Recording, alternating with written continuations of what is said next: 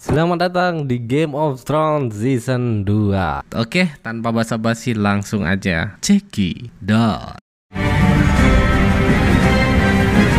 Di awal season 2, kita disambut dengan hari di mana penamaan Joffrey sebagai Raja Seven Kingdoms tiba. Terlihat di sana Joffrey mengadu kesatria-kesatria hebat untuk merayakan kemeriahan acara tersebut. Hingga ketika seorang kesatria bernama Dontos tiba, Joffrey begitu marah melihat penampilan dan persiapan yang dianggap kurang menghormati acara ini. Joffrey pun langsung menyuruh prajuritnya untuk menghukum pria itu dengan 1 tong penuh anggur merah. Sansa yang melihat hal itu tentu sangat merasa iba.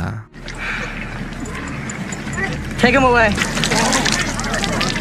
Bersamaan dengan itu, kini para anggota dewan tengah sibuk menyusun rencana mengantisipasi musim dingin yang akan segera datang. Cersei mendapat laporan bahwa akan banyak petani yang mengungsi ke kota, mengingat musim dingin yang akan berlangsung begitu lama. Mendengar hal itu, Cersei langsung menyuruh Lord Silence untuk menutup pintu utama karena seharusnya petani berada di kebun, bukan di antara mereka. Dengan santuinya, Tyrion juga datang bergabung dalam rapat dewan yang sedang berlangsung. Cersei sedikit tersinggung merasa Tyrion tak pantas berada di sana. Namun pria kecil itu mengeluarkan sebuah surat untuk memberitahu bahwa kini ia adalah Hand of the King, menggantikan Twin Lannister, yang tentu membuat Cersei sangat terkejut. Cersei pun menanyakan bagaimana bisa sang ayah menyerahkan jabatan ini padanya. Namun Tyrion tak terlalu berfokus akan hal itu karena kedatangannya untuk menasihati Joffrey agar peperangan besar tidak terjadi. Dengan terpenggalnya Ned Stark sudah pasti akan membangkitkan pasukan utara, namun kita masih mempunyai setitik harapan untuk mendapatkan Jaime kembali, mengingat 2 putri Stark yang mereka miliki. Cersei pun mengatakan bahwa hanya ada 1 putri Stark karena Arya telah pergi jauh menghilang di telan bumi. Mendengar hal itu, Tyrion merasa heran. 1 terpenggal, 1 kabur, lantas apa yang kamu kerjakan selama ini, Cok? Tyrion pun menegaskan bahwa ayah akan sangat kecewa dengan berita tersebut. Di sisi lain, ternyata Daenerys dan pasukannya masih tetap melakukan perjalanan menuju ke barat mengambil kitab suci. Namun perjalanan mereka harus terhenti saat kuda putihnya tewas kelaparan. Daenerys pun merasa bersalah atas kematian kuda itu karena itu adalah hadiah pertama dari Khal Drogo. Melihat hal itu, Ser Jorah pun mengatakan bahwa ada tempat terdekat untuk mereka singgah, yaitu sebuah wilayah bernama Lazarhen. Namun itu sangat berbahaya karena kaum Lem pasti akan merebut naga Daenerys. Mendengar hal itu, Daenerys pun menegaskan bahwa tak akan ada yang bisa mengambil naga-naganya dan meminta Rakharo untuk bergegas ke sana mencari persediaan makanan ke sana. Bersamaan dengan itu, di tengah perjalanan pencarian kaum Walding, Jon Snow dan anggotanya Night's Watch lainnya menyempatkan diri mampir ke sebuah desa kecil dipenuhi perempuan aduhai yang dipimpin oleh seorang pria bernama Craster. Menurut cerita, Craster adalah sosok pria yang gemar menikahi putri-putrinya sendiri untuk menjaga keturunan dan menciptakan putri-putri lain yang lebih banyak. Perbuatannya sungguh terlalu. Saat memasuki gubuk itu, nampak Jon Snow menarik perhatian Caster. Pria tua itu seperti sangat tidak menyukai tatapan Jon Snow padanya. Melihat hal itu, Mormont pun mengalihkan perhatian dengan menanyakan kemana seluruh penduduk di sekitar sini pergi, karena ia telah melewati 6 buah desa namun semua kosong tak berpenghuni. Caster pun mengatakan bahwa semua telah pergi untuk bergabung dengan Mance Rayder, menciptakan pasukan baru menghadapi ganasnya musim dingin yang akan datang. Siapakah Mance Rayder?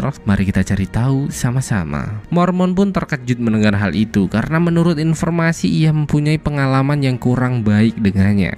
Setelah perbincangan mereka, Caster pun mempersilahkan mereka untuk beristirahat, namun dengan catatan tak ada yang boleh menyentuh 1 wanita pun di sana.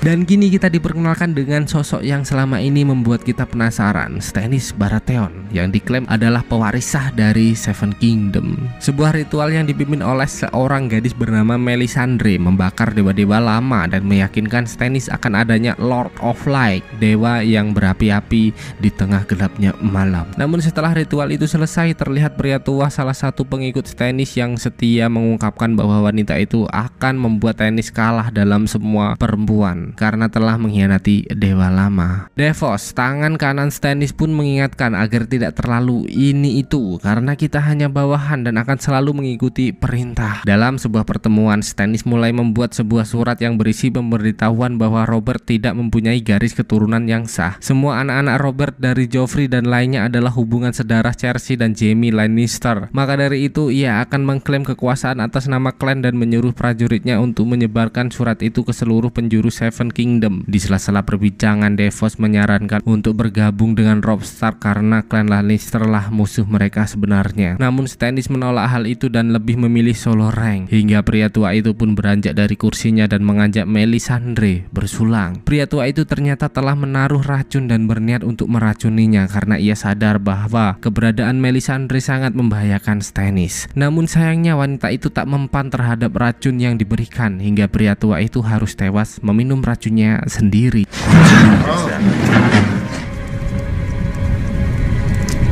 Tak butuh waktu lama, berita itu menyebar begitu cepat. Dengan didampingi direwolf kesayangan, Robb pun datang memberitahu Jaime bahwa Stannis telah mengirim surat ke semua penguasa Westeros yang memberitahukan bahwa Joffrey bukanlah raja sebenarnya, bahkan bukan keturunan dari klan Baratheon karena Joffrey adalah anak haram Cersei dan Jaime. Robb juga tahu bahwa ayahnya dibunuh karena mengetahui kebenaran dan juga Jaime mendorong Bran dari jendela karena melihatnya sedang bermesraan dengan Cersei saat itu. Dan dimulai dari detik inilah Robb berjanji bahwa klan Lannister akan mulai mengetahui siapa Robb Stark sebenarnya.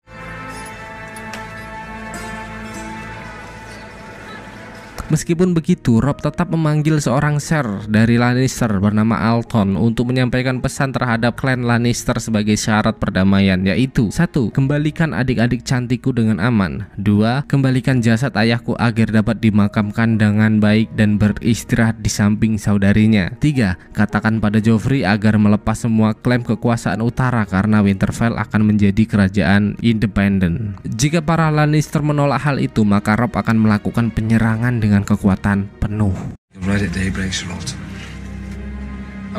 Setelah pria itu pergi, Theon pun datang menghampiri Robb dan memintanya untuk meminta bantuan kepada klan Greyjoy. Robb pun menolak hal itu mengingat perseteruan yang pernah terjadi. Namun Theon kembali mengingatkan bahwa ia adalah anak satu-satunya Balon Greyjoy yang masih hidup, dan oleh karena itu ia sangat yakin dapat merayu ayahnya agar membantu dalam peperangan ini. Setelah menerima usulan dari Theon, Robb pun datang menemui Catelyn untuk memberitahu hal itu. Di sana ia juga memintanya pergi ke Stormland untuk meminta bantuan kepada Renly Baratheon memperkuat pasukannya. Sebenarnya Robb merasa sangat berat mengutus Catelyn pergi, namun semua ini harus dilakukan demi kemenangan. Robb pun berjanji bahwa mereka akan kembali berkumpul setelah semua ini berakhir, dan Catelyn pun bersedia untuk mengikuti rencana tersebut. Mengingat perkataan dari Tyrion ternyata membuat Cersei mulai khawatir. Dengan itu ia pun datang menemui Joffrey dan memintanya untuk membentuk pasukan mencari Arya mengingat kini nyawa Jaime dalam bahaya. Mendengar hal itu, Joffrey pun menegaskan bahwa ini adalah peperangan dan semua nyawa dalam bahaya. Terlebih ia juga telah mendengar gosip murahan yang memberitakan tentang dirinya. Dengan semua itu, Joffrey pun meminta penjelasan tentang seberapa banyak anak haram Robert saat ia bosan dengan selangkanganmu. Dan tentu Cersei pun langsung menampar mulut tak bertata krama tersebut.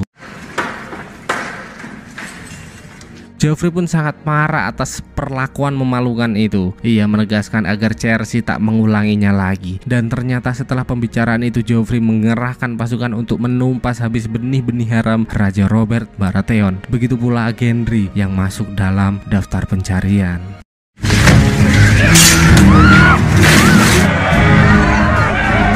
Gendry! His name was Gendry! What? They took him over the King's Road, heading south! Find it.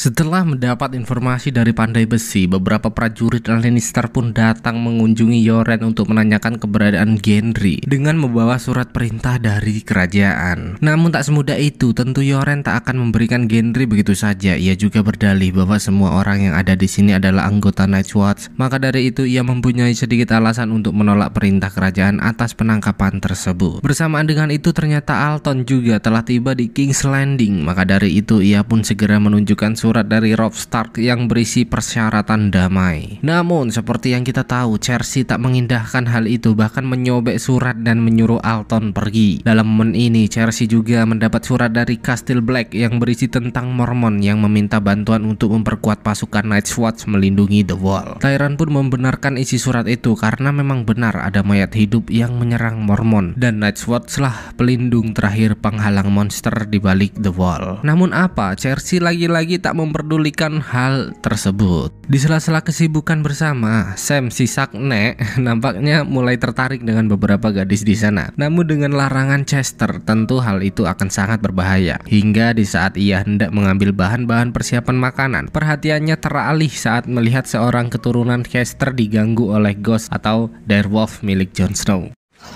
No.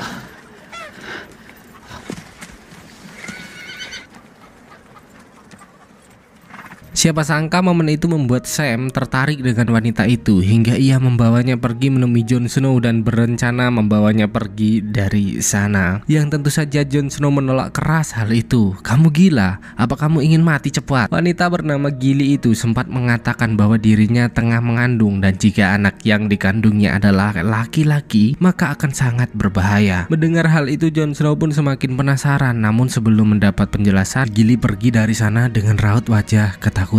Bersamaan dengan itu kini keadaan Ser Jorah, Daenerys dan anggotanya semakin memprihatinkan dengan pasokan makanan yang telah benar-benar habis. Hingga tiba-tiba terlihat dari kejauhan seekor kuda datang mendekat yang ternyata Rakharu telah tewas terpenggal.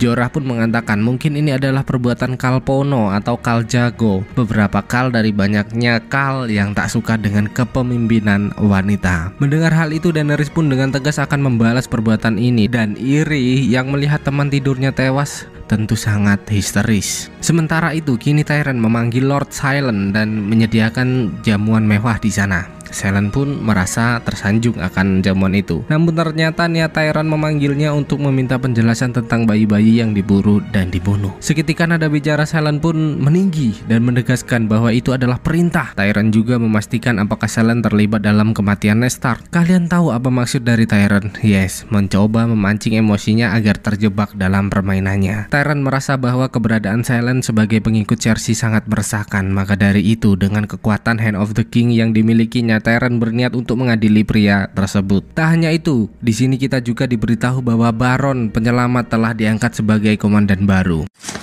I have friends at court! Commander. Singkat cerita, setelah persiapan yang begitu matang, Theon pun kembali ke kampung halaman Pulau Besi tempat ayahnya tinggal. Dan setibanya di sana, ia disambut dengan seorang gadis fighter yang ternyata telah mengetahui identitasnya. Gadis fight pro itu pun mulai mendekatinya dan dengan senang hati mengantarkannya ke istana. Lihat cuk, tangannya asu-asu nggak kenal tempat.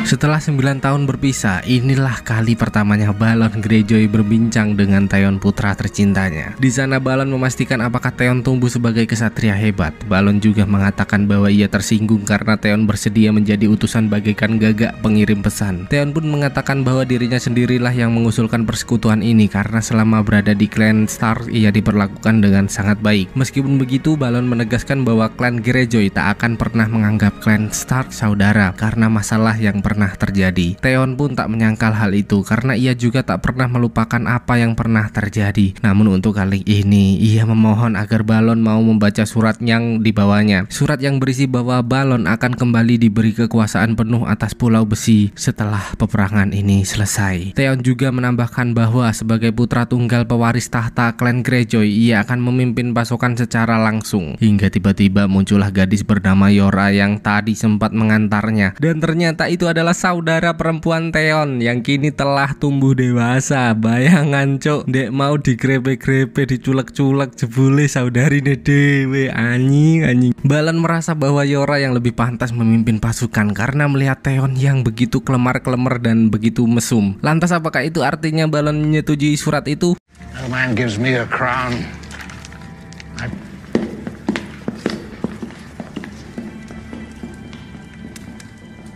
Singkat cerita, untuk mengumpulkan pasukan dan memenangkan pertempuran, Davos pun pergi menemui seorang perompak handal bernama Salahador dan memintanya untuk ikut serta merompak kota terbesar di Westeros. Sebagai sahabat lama, Salahador pun merasa tertantang akan hal itu. Namun ia juga mempunyai syarat lain, yaitu mempunyai keinginan untuk menggagahi Cersei si rambut pirang. Davos pun menegaskan bahwa ia tak berani menjanjikan hal itu, namun ia berani berjanji jika Salahador ikut serta dalam peperangan ini maka ia akan mendapat kekayaan yang melimpah. Pria hitam manis berurat keras itu pun semakin penasaran dan menyetujui penawarannya tersebut. Setelah pertemuan itu, Davos pergi memberitahu Stannis bahwa Salvador bersedia bergabung dengan jumlah kurang lebih dari 30 awak kapal. Stannis pun merasa senang karena sedikit demi sedikit pasukannya mulai terkumpul. Setelah hal itu, Stannis mulai menyuruh Davos keluar, dan di sini kita diberitahu dengan jelas bahwa Melisandre tak hanya berniat untuk mempengaruhinya, namun juga ingin menguasainya dengan keturunan anak laki-laki yang ia janjikan. Dan di tengah malam yang sunyi, perhatian Jon Snow teralih dengan terlihatnya Caster yang berjalan di kegelapan membawa seorang bayi. Mendengar tangisan bayi itu, Jon Snow pun berniat untuk menolongnya. Terlihat sosok misterius jauh dari kegelapan mengambil bayi malang itu, hingga tiba-tiba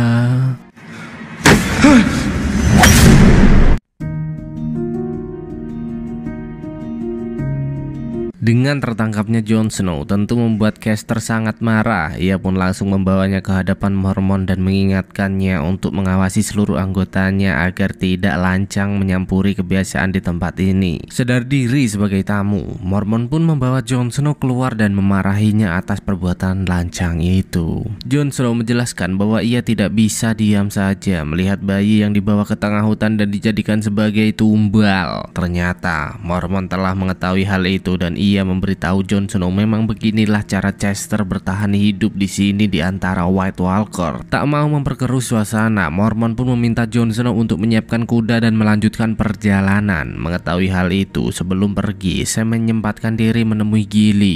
Ia tak mau berpisah begitu saja tanpa meninggalkan kenangan untuknya. Sebuah cindera mata peninggalan keluarga yang akan membuat mereka saling mengingat.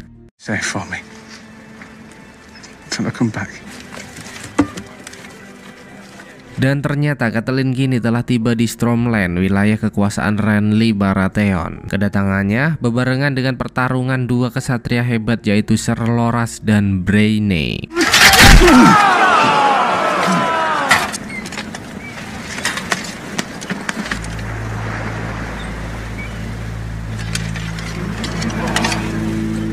Hingga di saat Brienne keluar menjadi pemenang, Renly menjadikan sebagai Kingsguard yang akan selalu melindunginya dalam semua situasi. Di hadapan Renly, Catelyn mulai menjelaskan maksud dan tujuannya datang ke tempat ini, yang ternyata Renly telah mengetahui hal itu. Renly pun menyambut kedatangan Catelyn dengan sangat amat baik. Ia mulai memperkenalkan ratunya yang bernama Margaery dari klan Tyrell dan juga berjanji akan membuat para Lannister membayar atas kematian Ned Stark. Bahkan dengan tegas Renly juga berjanji akan menyerahkan kelapa Joffrey padanya setelah mereka menguasai King's Landing. Sembari mengantarnya ke tenda untuk beristirahat, Renly juga menjelaskan bahwa ia mempunyai 100.000 pasukan di bawah komandonya, yang tentu saja hal itu membuat Catelyn merasa puas. Dan ternyata Balon Greyjoy tidak mempunyai niat untuk membantu klan Stark, melainkan malah sebaliknya. Di sana ia mulai menyusun rencana jika anak serigala telah memulai perjalanan ke selatan dengan seluruh kekuatan dari utara,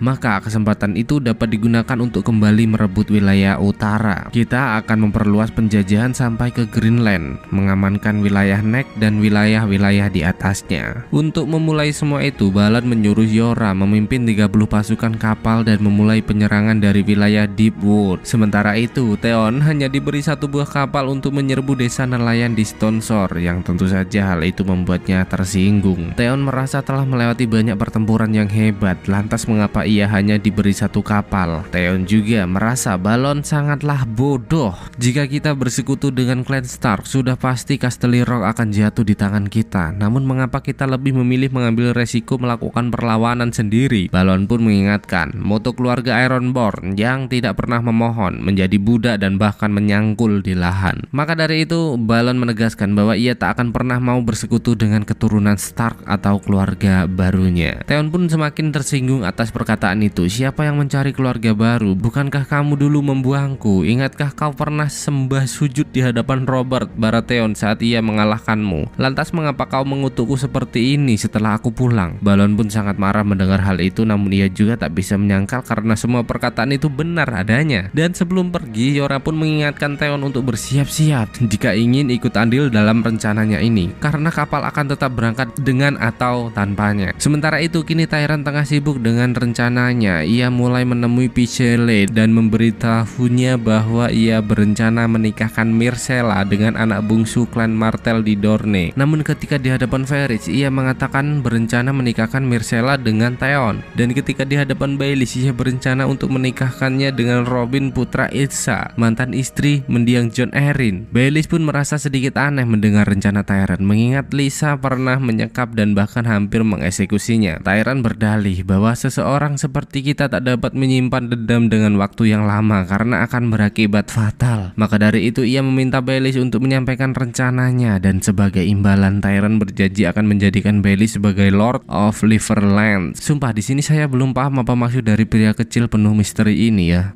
Dan tak butuh waktu lama, ternyata berita itu terdengar ke telinga Cersei hingga membuatnya sangat marah mengetahui Tyrion berencana menukarkan Myrcella seperti pelacur. Tyrion pun beralasan bahwa semua rencana itu ia lakukan demi kemenangan mereka, dan ternyata ia melakukan hal itu untuk mengetahui siapakah mata-mata Cersei yang membahayakan posisinya. Tak berselang lama, diam-diam Baelish sadar dengan tipu daya Tyrion si bocil kecil penuh misteri. Maka dari itu ia menegaskan bahwa tak akan tertipu lagi dengan tipu dayanya. Tyrion pun menanyakan hal itu karena trik selanjutnya Baelish akan menjadi pelaku utama terkait dengan tertahannya Jaime di penjara utara. Baelish pun tahu maksud Tyrion. Dengan tegas ia pun mengatakan bahwa Robb tak akan melepas Jaime begitu saja. Tyrion tak menyangkal hal itu, namun kali ini ia berencana mengutus Baelish menemui cinta lamanya yaitu Catelyn untuk bernegosiasi. Merasa ini perintah dan Bronn yang selalu berada di samping Tyrion membuat Baelish tak dapat menolak hal itu. Dan dengan menyebarnya rencana Tyrion, ia pun mempunyai alasan untuk menghakimi pria tua tersebut. Bahkan dari kejadian ini ia juga dapat menyimpulkan bahwa Pycelle terlibat atas kematian Jon Arryn saat itu. Out of my sight. Throw him in one of the black cells. Oh no. Di tengah malam yang sunyi terlihat Arya Stark tengah sibuk mempertajam pedangnya sembari mengingat kejahatan-kejahatan Lannister pada keluarganya. Melihat hal itu, Yoren pun datang dan menceritakan masa lalunya dulu, berharap dapat menenangkan bocil kecil imut tersebut. Yoren menceritakan bahwa sebelum ia bergabung dengan pasukan Night's Watch, ia juga pernah mengalami hal yang sama, yaitu kehilangan orang-orang yang disayanginya. Dan setelah berhasil membunuh manusia perusak kebahagiaan, Yoren memutuskan untuk bergabung dengan pasukan Night's Watch. Maka dari itu ia berharap Arya juga melakukan hal yang sama seperti dirinya. Hingga tiba-tiba terdengar suara keributan dari luar, yang ternyata keluarga Lannister kembali datang menyerang untuk mendapatkan Gendry anak haram Robert Baratheon. Dengan itu Yoren pun bersiap melakukan perlawanan dan meminta Arya dan Gendry untuk bersembunyi karena merekalah target utama pencarian. Ada sebuah momen di mana salah satu dari mereka mengambil topeng banteng milik Gendry yang tergeletak, dan Yoren pun keluar tanpa rasa takut, menolak perintah dan melakukan perlawanan. Namun sayangnya meskipun Yoren pejuang yang hebat, serangan bertubi-tubi membuatnya tewas. I always hated crossbows. Take too long to load.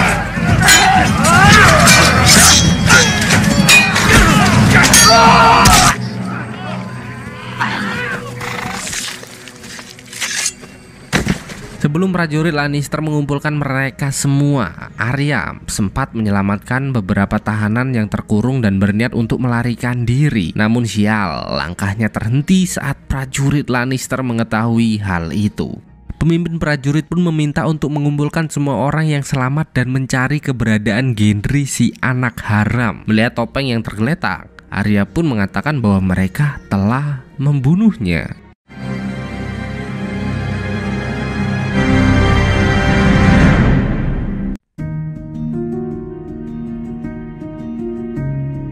Di sisi lain, ternyata Robb dan pasukannya telah memulai penyerangan beberapa prajurit-prajurit Lannister yang tengah berjaga. Yang ternyata hal ini menimbulkan kekacauan yang bahkan membuat seorang prajuritnya harus diamputasi. Seorang tabib bernama Talisa pun menyalahkan Robb karena hanya ingin menggulingkan raja. Banyak pertumpahan darah yang terjadi. Robb pun menyangkal hal itu. Ia melakukan hal ini bukan untuk mengklaim kekuasaan, melainkan demi membalas kematian sang ayah. Talisa pun tak berkata apa-apa lagi, dan inilah awal perkenalan mereka. Talisa gadis cantik ahli medis yang berasal dari Volantis. Dan ternyata berita penyerangan itu telah menyebar. Joffrey yang mendengar hal itu melampiaskan kemarahannya terhadap Sansa. Bahkan ia tak segan-segan menyuruh Kingsguard-nya untuk melucuti wanita tersebut. Untung saja Tyrion datang tepat waktu. Ia sangat marah bagaimana bisa seorang kesatria menghajar wanita tak berdosa seperti ini. Lagian apa salah Sansa? Maka dari itu dengan berani Tyrion pun membangkitkan Sansa dan mengajaknya pergi dari sana. Dan kini ternyata Baelish benar-benar melakukan tugasnya. Dimulai dari menemui Renly sebagai tanda ia bertamu dan tak mempunyai niat buruk di sana. Dengan jelas Renly memperlihatkan bahwa ia sangat tidak menyukai keberadaan Baelish. Bahkan Renly juga mengatakan bahwa ia telah mengetahui apa maksud dan tujuan kedatangannya, yang tak lain hanya untuk mempertahankan posisi ketika ia mengambil tahta, mengingat klan Lannister kalah dalam jumlah pasukan. Baelish pun sedikit tersinggung mendengar hal itu dengan menegaskan bahwa ia tak akan datang hanya untuk menyembahnya. Dan setelah menelusuri gurun meminta bantuan, nampak setitik harapan dengan kedatangan salah satu anggotanya. Entah apa yang dibicarakannya, namun Ser Jorah tahu bahwa itu sebuah kota yang bernama The Kartin yang berdiri kokoh di tengah gurun pasir. Maka dari itu Daenerys pun berencana untuk mengajak anggotanya pergi ke sana. Dan setelah tertangkap, Arya, Gendry, dan lainnya pun dibawa ke sebuah tempat kumuh menyeramkan. Arya pun terlingkup di tengah hujan yang membasahi pipi sembari mengingat nama-nama yang membuatnya merasakan kesengsaraan ini. Cersei. Dan kini Baelish pun datang menemui Catelyn yang tentu saja hal itu membuatnya sangat marah, mengingat Baelish telah mengkhianati kepercayaannya. Baelish pun berusaha menenangkan wanita itu dan akan mengatakan bahwa ia datang untuk menyampaikan pesan dari Tyrion tentang penukaran Jaime dengan kedua putrinya. Dan sebagai bukti otentik niat baik dari Tyrion, Catelyn diberikan sebuah peti kotak yang ternyata berisi tulang belulang Ned Stark untuk dimakamkan dengan baik. Dan kini para prajurit Lannister mulai melakukan penyiksaan sebagai efek jera dan menanyakan keberadaan Brotherhood. Take it off! Take it off! You everything! No! No! Dan setibanya di Karten, nampaknya Daenerys dan anggotanya tak diberlakukan dengan sopan di sana karena seseorang yang bergabung dalam kelompok Tyrton, pemimpin dari The Karten, memintanya untuk menunjukkan naga-naga yang dimilikinya. Jika Daenerys tak menuruti hal itu, maka ia tak mempersilahkannya untuk masuk. Daenerys pun merasa terhina akan hal itu. Dengan tegas ia berjanji bahwa ketiga naganya yang tumbuh dewasa ia akan membakar tempat ini sampai rata dengan tanah. Hingga muncullah seorang bernama Kharo yang juga bergabung dengan Tyrten, meminta orang-orang di sana untuk menerima Daenerys sebagai tamu. Bahkan Kharo sampai melakukan perjanjian Soumai dan berjanji akan menanggung semua hukuman yang berlaku atas keberadaan Daenerys beserta anggotanya. Kalian lihat pintu itu? Nah, klan seperti ini baru pantas ngomong, "Wah, murah banget."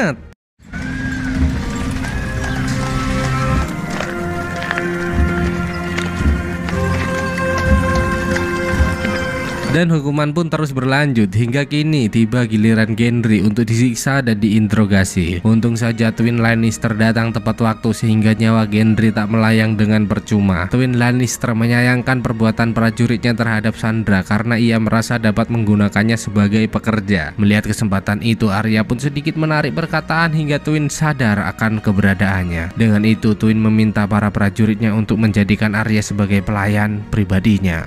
Bersamaan dengan itu juga terlihat Lance Lannister yang datang menemui Tyrion untuk memberikan surat dari Cersei yang berisi tentang pembebasan Maester Pycelle. Dengan kesempatan itu Tyrion pun memberitahu Lance apa saja yang telah diketahui tentang dirinya dan juga Cersei. Lance pun sangat terkejut Tyrion mengetahui hal itu dan memohon atas apa yang telah diperbuatnya. Dengan wajah memelas ia meminta Tyrion untuk merahasiakan semua ini dan ia berjanji akan segera pergi sejauh mungkin. Namun bukan itu kemauan Tyrion. Dengan keberadaan Lance, salah satu orang kepercayaan Cersei, ia meminta pria cantik itu memberi semua informasi tentang Cersei padanya. Merasa tak ada pilihan lain, akhirnya Lance pun menuruti hal itu agar rahasianya tetap aman. Singkat cerita, Stannis pun memulai pergerakan dengan kepala rusa jantan yang menjadi lambang kekuatan. Di sana juga ia menyuruh Davos untuk membawa Melisandre, sebuah tempat yang dirahasiakan, dan sebagai prajurit yang setia, Davos pun melakukan perintah itu dengan baik hingga tiba-tiba. Strange that this Lord of Light live in the dark, Sir Davos. They are so...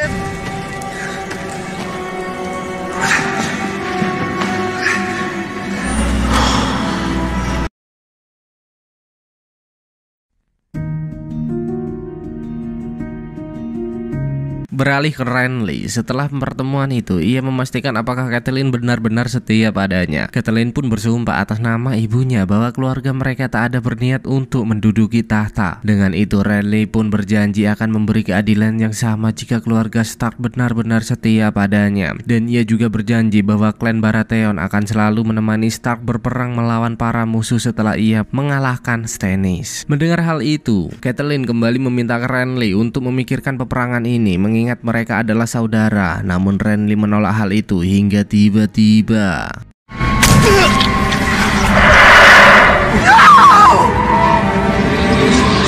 sosok makhluk yang keluar dari rahim Melisandre datang menyerangnya. Branny pun sangat sedih melihat hal itu, merasa tak menjalankan tugas sebagai Kingsguard dengan baik. Terlebih beberapa prajurit mengira ialah pelakunya sehingga ia harus terlibat baku hantam dan pergi dari sana.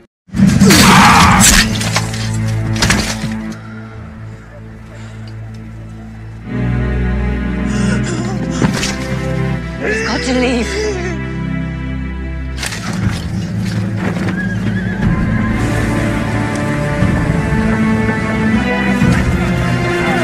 Dengan kematian Renly tentu membuat Margaery dan Loras bersedih. Hingga Baelys pun datang memberitahu bahwa pasukan Stannis akan segera tiba melakukan penyerangan. Mengetahui hal itu, Loras pun menggebu-gebu ingin balas dendam. Namun Baelys mengingatkan bahwa Loras tak akan menang melawan Stannis saat ini. Margaery juga membenarkan hal itu dan memintanya untuk segera menyiapkan kuda pergi dari sana. Dan ternyata berita menyebar begitu cepat. Tyrion memberitahu Cersei bahwa Renly telah tewas. Banyak versi yang menyebar tentang kematiannya. Namun yang terpenting saat ini kita harus mempersiapkan diri karena sudah pasti Stannis akan datang lebih cepat dari yang mereka bayangkan. Tyrion sempat kembali mengingatkan tentang rencananya dulu bahwa menjodohkan Myrcella dengan putra bungsu klan Martell untuk memperkuat pasukan adalah keputusan yang tepat.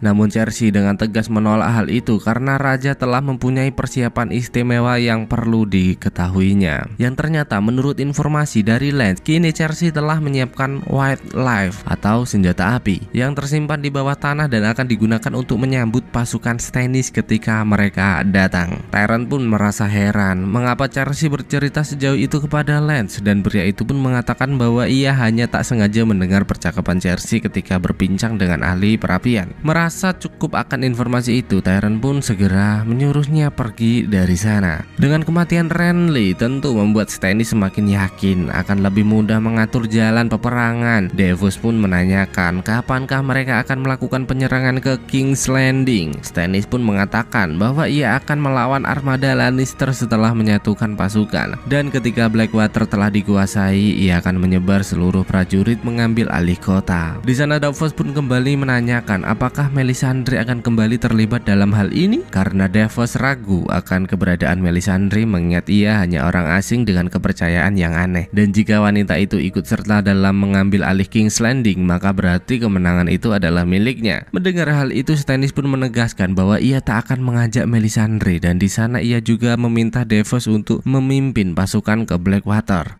Sementara itu, demi mendapat kepercayaan dari sang ayah, Theon pun bersiap untuk melaksanakan tugas pertamanya. Namun semua itu tak semudah yang dibayangkan. Sebagai kapten, Theon sangat tidak dihargai dan dianggap bukan lelaki Ironborn sejati. Bahkan di momen itu, Yora juga menyempatkan datang untuk membulinya. 30 ships. There's nowhere to put them here. You'd wait on deck for a year if I asked them to. Be sure.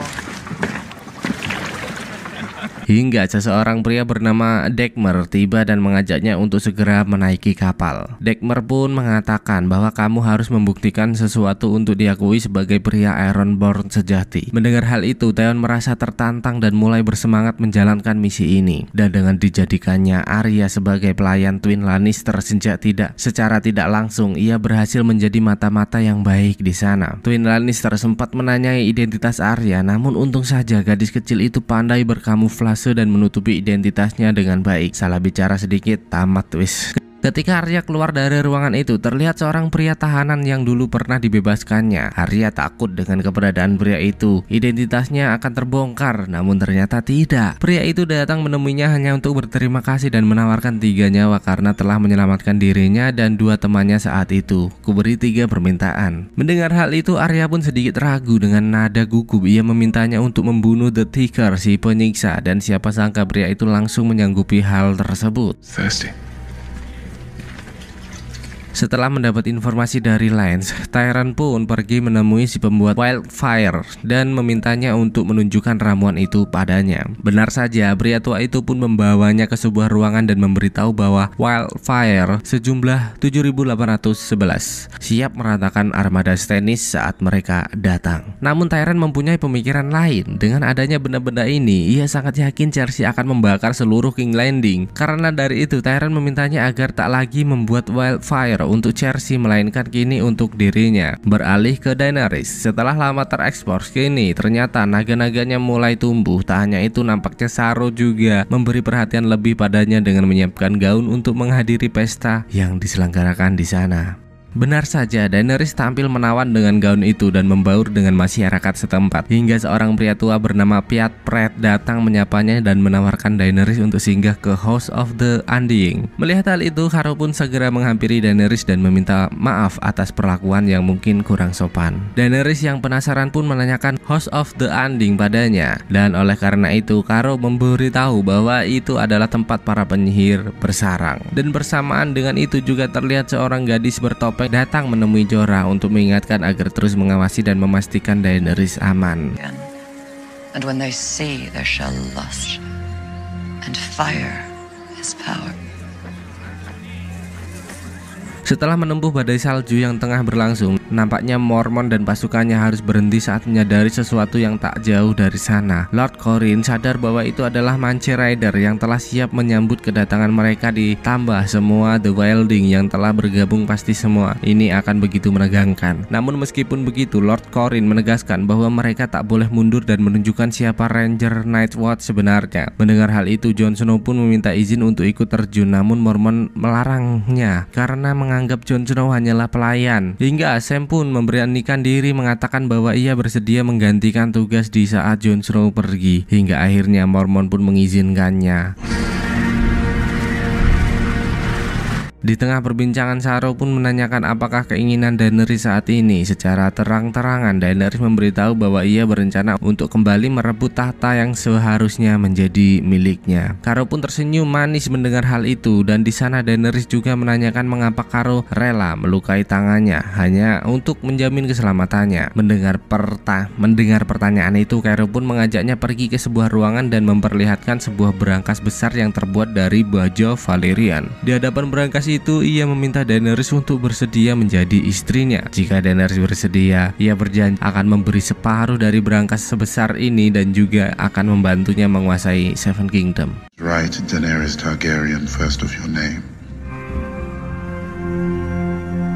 Dengan pernyataan itu, Daenerys pun pergi menemui Jorah untuk membantunya mengambil keputusan. Jorah pun menentang hal itu karena yang mereka butuhkan sekutu dari Westeros, bukan dari Khal. Daenerys merasa ini adalah kesempatan yang tepat mengingat klan Stark yang tengah berseteru dengan Lannister dan Baratheon yang perang saudara. Namun lagi-lagi Jorah melarang keras hal itu. Mereka hanya membutuhkan sebuah kapal untuk pergi dari sana. Maka dari itu Jorah tetap tegas melarang Daenerys dan berjanji akan segera mencarikan kapal untuknya. Dan di saat Arya sedang santuy bersama Gendry, tiba-tiba seseorang jatuh dari jendela dan tewas di sana yang ternyata siapa sebenarnya pria ini, Cuk?